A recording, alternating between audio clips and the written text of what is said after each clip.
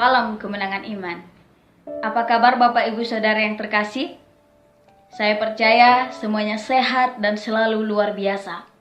Saya Nur Hayati Nadabdab, mahasiswa Institut Alkitab Rema Medan. Pada hari ini saya membawakan firman Tuhan yang sangat memberkati kita. Judul firman Tuhan ini adalah hati yang tergerak oleh belas kasihan.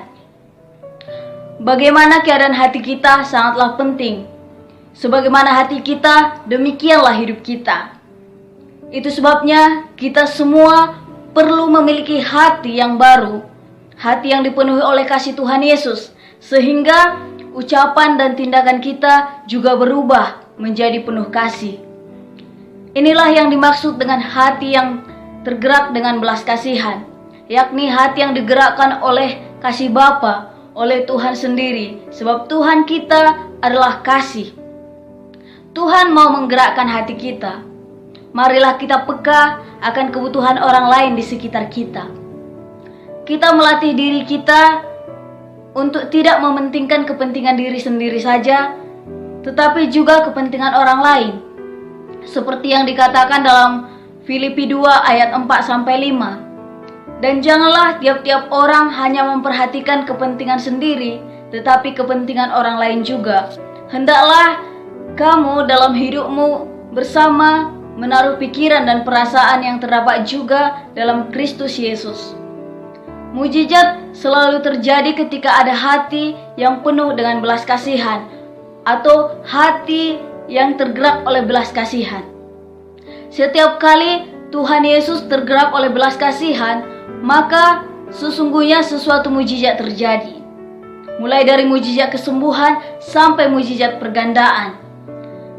Kebaikan Tuhan dicurahkan dan kuasa Tuhan dinyatakan. Sungguh, hati yang tergerak oleh belas kasihan membawa mujizat dimanapun kita berada dan kemanapun kita pergi. Lukas 3 ayat 13 berkata, Dan ketika Tuhan melihat janda itu, tergeraklah hatinya oleh belas kasihan, lalu ia berkata kepadanya, jangan menangis. Marilah kita memiliki hati Yesus, yaitu hati yang tergerak oleh belas kasihan karena ada tangisan dan ada kematian.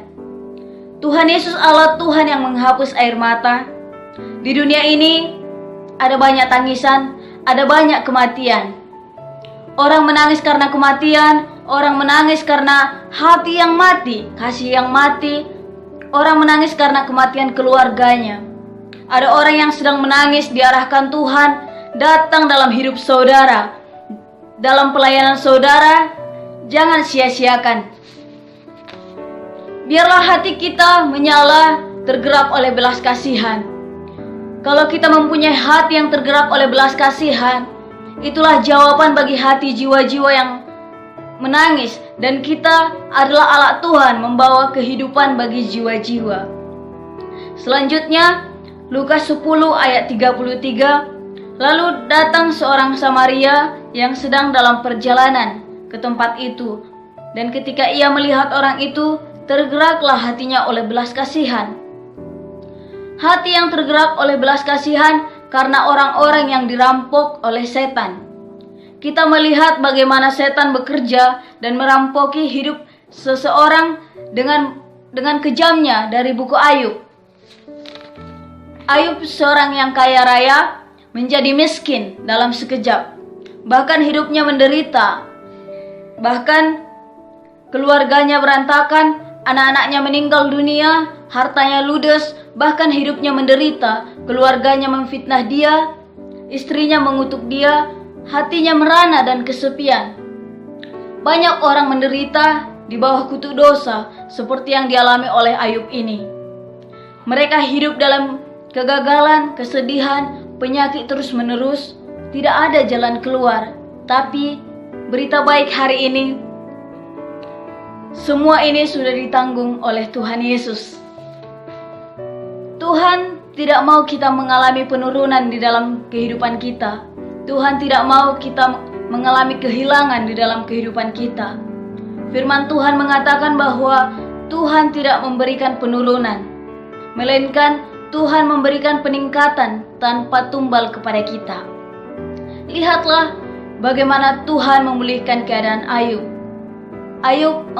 Ayub 42 ayat 10 berkata, lalu Tuhan memulihkan keadaan Ayub setelah ia meminta doa untuk sahabat-sahabatnya, dan Tuhan memberikan kepada Ayub 2 kali lipat dari segala kepunyaannya dahulu.